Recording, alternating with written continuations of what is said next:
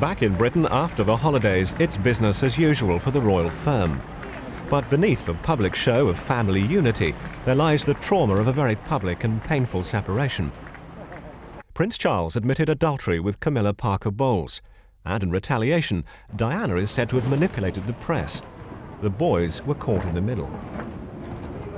The children were Diana's most potent weapon, and when their marriage started to break down, which was actually much earlier on than we all imagined, she used them against him. And so if Charles wanted to have lunch outside in the garden at Highgrove, she'd have them having lunch in the nursery. They were her weapon, that's all she had to fight with. So they unfortunately got stuck in the middle of that.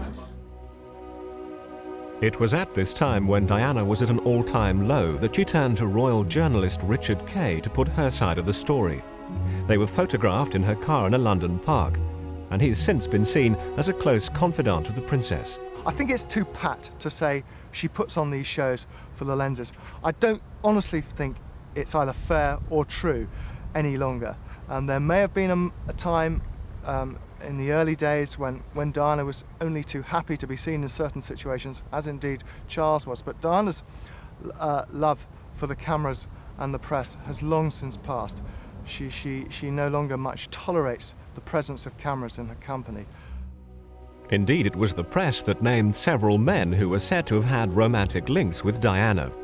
The whole messy saga culminated with the appearance of Prince Charles in a television programme in which he attempted to explain his actions to a critical public. Anybody who goes on television and admits to adultery with another man's wife, a friend's wife, and says that he never loved his children's mother is not really a very good father. Whether Charles thought about his children before he did that, whether he thought about the Parker Bowles children before he did that, I do not know. His own father, Philip, who's accused occasionally of being tyrannical and is in many ways overbearing, was appalled by that, and so was his mother, the Queen. I think it was like watching the Prince of Wales commit suicide in public. I think it was one of the crassest things that anybody, let alone our future king, has ever done, is to go on television and say that you've been having an affair with another woman, a married woman. Normally it's the sort of thing that if that happens, tragic as it is, you try to keep quiet about it. You do not go on television before maybe 100 million people in the world saw him saying, I've been making love to somebody else's wife. I think William will always carry the scars of such a public breakup. I think that's what was perhaps more hurtful than anything, is he could be driving up the M4 motorway from school, coming home from school, and there's a huge billboard, advertising his mother's unhappiness. They have gone to enormous lengths, Charles and Diana, to try and protect the boys from the publicity, which has sort of wrapped them like in a shroud, really, over the last 3 years. Diana goes to great lengths to avoid seeing the newspapers. They have monitored television programmes, but naturally, as William gets older, he's in his 14th year, he has a radio, he can listen to the news, and at Eton it's going to be wholly different from his prep school, where such things could be monitored. Since the separation, what has emerged is that the different worlds of their parents have become even more exaggerated. This is the children's holiday with Diana last year, a public beach in Spain, and the opportunity for William to fulfil every boy's ambition of riding on a jet ski. I think she's a wonderful mother. I think whatever else you can say about her, she's a wonderful mother, and she has tried very hard to show William and Harry that there is another life out there. And I think she's done it very well, and she knows that she's going to have to let go, that the older they get, the more they're going to be with their father, especially William. Why the Prince of Wales hasn't taken the boys to a McDonald's or Thorpe Park is a very good question. I don't think he probably knows what a McDonald's is. Prince Charles's style as a parent is strikingly different to Diana's. Publicly, at least, he's less demonstrative, and the activities he shares with his sons reflect the pursuits of a traditional country landowner. Polo is his favoured sport, along with hunting, shooting and fishing. And when they're with Prince Charles at Balmoral or Sandringham, the boys are always conventionally and formally dressed. Because the media thinks Charles is a wimp, would love William to prefer his mother, but that doesn't really seem to be the case. Whenever he is photographed on holiday with his father, he always looks like he's having the time of his life.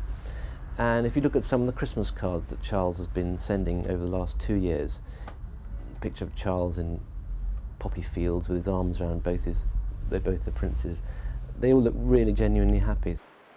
It's in this setting that Charles has introduced somebody who's come to be seen as a surrogate mother to the princes. Tiggy Legg Burke shares Charles's passion for country pursuits in a way that Diana never did. It's a rather curious arrangement, and it has prompted some observations over the years. But Tiggy is, though, to be fair to her, she's become a friend to these boys as well. I mean, William is very fond of her, she's very fond of the boys. They're clearly going to have to make a choice between their father's world and their mother's world. Their mother, we know, doesn't like horses. She doesn't like the countryside very much. Their father, we know, has already taught them to shoot rabbits and start killing birds. His father, who's the president of the World Wildlife Foundation, slaughters more birds than anybody else in Britain. It depends which road they go down. It seems to me if they go down their father's road, it's the recipe for disaster. The only hope they have is to go down their mother's road and try and share her canny sense of public opinion and her knack for adopting a stance that people think is in tune with the times. That's what the royals have signally failed to do over the last 5 to 10 years. So as William approaches manhood, the public trauma of his parents' separation is an inescapable factor in his life. But close family members think he's strong enough not to have been deeply damaged by it, as William's older cousin explains. Well, it would seem that he has come through with flying colours, and that the devotion he's received from both his parents and the example they've offered him and the love and all it would seem that the negative aspects of coming from a broken home have not been at all evident, and he survived unimpaired.